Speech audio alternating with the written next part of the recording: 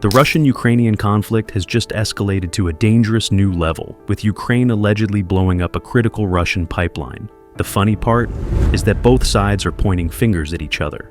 Russia claims that Ukrainian forces sabotaged the facility as they retreated, while Ukraine insists this was a staged provocation by Russia itself. The situation is getting out of control, leading many to believe this might be part of a much larger conspiracy. One that could involve not just Russia and Ukraine, but also Europe and the United States. Let's break down every angle of this crisis, uncover the truth behind the accusations, and explore why this could have far-reaching consequences for the world economy as a whole. For months, Europe has been trying to distance itself from Russian energy. After the war started, European leaders made it clear. They wanted to cut their reliance on Russian gas and shift to alternatives, mainly American liquefied natural gas, LNG. If you look at the course of this last 7 months, together with our member states, we have already taken important steps. We have diminished our gas consumption by around 10%. That's good. It's not enough. We have to do more, but it's a big step forward. I want to give you 2 figures what the Russian supplies of gas are concerned. At the beginning of the war, if you look at all the imports of gas, the Russian share was 41%. Within 7 months, we have gone down to 7.5%. That's good. And we have compensated this decrease in Russian supplies by a massive increase by our trusted suppliers, for example, the United States, for example, Norway. Let's look at gas storage. It is almost at 90% by now. This is 15% higher than on the same day last year. 3 weeks ago in this hemicycle, I announced that we will skim the exceptional profits that electricity producing companies have these days to make them available for member states to support vulnerable citizens and businesses. Now, last week already, we have enshrined that in law, EU law. But here's the thing. Despite all that talk, Europe has now started buying Russian gas again. Yep, despite sanctions, political pressure, and the push for energy independence, Russian gas is still flowing into Europe. And it's not just a little bit. This is a major revenue source for Russia.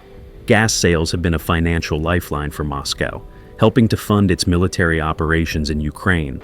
That's why this particular pipeline, the one that just got blown up, is such a big deal. The pipeline in question was delivering about 50 million cubic meters of gas every day. To put that into perspective, that's enough to power millions of homes and businesses across Europe. And financially, that's roughly $20 million a day in revenue. For Russia, this isn't just about money, it's about influence. Energy has always been one of Moscow's most powerful weapons on the global stage. The more gas Europe buys, the more leverage Russia has. And now, with Europe quietly shifting back toward Russian energy, the stakes are even higher. But just as Europe starts buying more Russian gas again, boom, the pipeline explodes. A crucial energy hub, located in a highly contested war zone, is suddenly out of commission. Coincidence? Maybe. But when something this big happens, with billions of dollars and geopolitical power on the line, you have to ask, who benefits from this explosion? But before that, let's talk about where the pipeline attack happened. This wasn't just some random facility deep inside Russia. It was right on the Ukrainian border, in a region that's seen some of the heaviest fighting in recent weeks. This area, near the town of Sudzha, had been under Ukrainian control last year when Kyiv launched its counteroffensive. At the time, Ukraine was making significant territorial gains, pushing Russian forces back in key regions. The capture of Sudzha was one of those symbolic victories. It was a rare moment when Ukraine was on the offensive rather than just defending its land. But in recent weeks, that's changed. Russia has regained control of Sudzha, pushing Ukrainian troops out in what has been described as brutal, grinding warfare. The Kremlin has been throwing everything it has into retaking lost ground, using artillery barrages, airstrikes, and waves of infantry assaults to force Ukraine into retreat. This is where the gas pumping station comes into play. The facility was located just a few hundred meters from the Ukrainian border, inside Russian territory, but in a spot that had been occupied by Ukrainian forces. That means when Ukraine was forced to retreat, they left the pumping station behind. And that's where the accusations start flying. According to Russia's defense ministry, the timeline is clear. Ukrainian troops held this area while they were advancing last year. Russia fought back and recaptured it just last week. As Ukrainian forces retreated, they blew up the gas pumping station in an act of sabotage. Moscow is calling this a clear violation of the recently discussed moratorium on attacking energy infrastructure. In fact, Russia is arguing that it has been following the agreement, pointing out that Putin personally agreed to pause attacks on Ukrainian energy facilities after his phone call with Donald Trump. Russia's claim is simple: we held up our end of the deal, Ukraine didn't. To make their case even stronger, the Russian Investigative Committee has already opened a criminal case into what they're calling an act of terrorism. Their argument? Ukraine didn't just damage a gas facility. They attacked a critical part of the Russian economy, causing significant damage to a pipeline that was delivering gas to Europe. But of course, Ukraine sees it completely differently. Kyiv is outright rejecting Russia's version of events. They're saying the whole thing is a setup. According to Ukraine, Russia blew up its own gas station as part of a provocation. They claim the entire accusation is fake news, designed to make Ukraine look like the bad guy, just as peace talks about energy. Infrastructure were gaining traction. Ukraine's General Staff of the Armed Forces released a statement accusing Russia of producing numerous fakes and misleading the international community. They argue that Russia has a history of staging attacks and then blaming Ukraine to justify further escalation. And it's not just the Ukrainian military making these accusations. Andriy Yermak, the chief of staff to Ukrainian President Volodymyr Zelensky, went a step further, saying, Russian attempts to deceive everyone and pretend that they are adhering to the ceasefire will not work, just as their fake news about the gas station attack will not work. From Kyiv's perspective, this is a classic Russian strategy.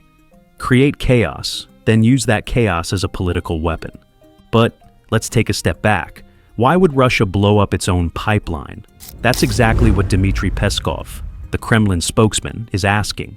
He called the idea that Russia would destroy its own energy facilities absurd. And to be fair, Russia does have a point here. This gas pipeline was bringing in millions of dollars a day. Cutting it off means losing revenue and weakening Russia's energy leverage over Europe. Why would they deliberately sabotage that? There are two possible explanations. Number one is that they didn't do it. Ukraine did. That's Moscow's official stance. The argument is that Ukraine was furious about the recent Russian gains in the region and wanted to damage Russian infrastructure as they were forced to retreat. Number two is that they did do it, but for a strategic reason. Some analysts believe Russia might have blown up the pipeline to create an excuse for future retaliation. If Russia can convince the world that Ukraine is breaking agreements, it gives them justification to restart attacks on Ukraine's energy grid. But if we look deeper into it, we realize that both parties have something to lose, unless there might be a silent third party in the background, the United States. Now, before diving into that, let's make one thing clear. There's no evidence that the US had anything to do with this. There are no detected signs of involvement, no official accusations, nothing. But just because their involvement isn't detected doesn't mean they don't benefit. Look at it from another perspective.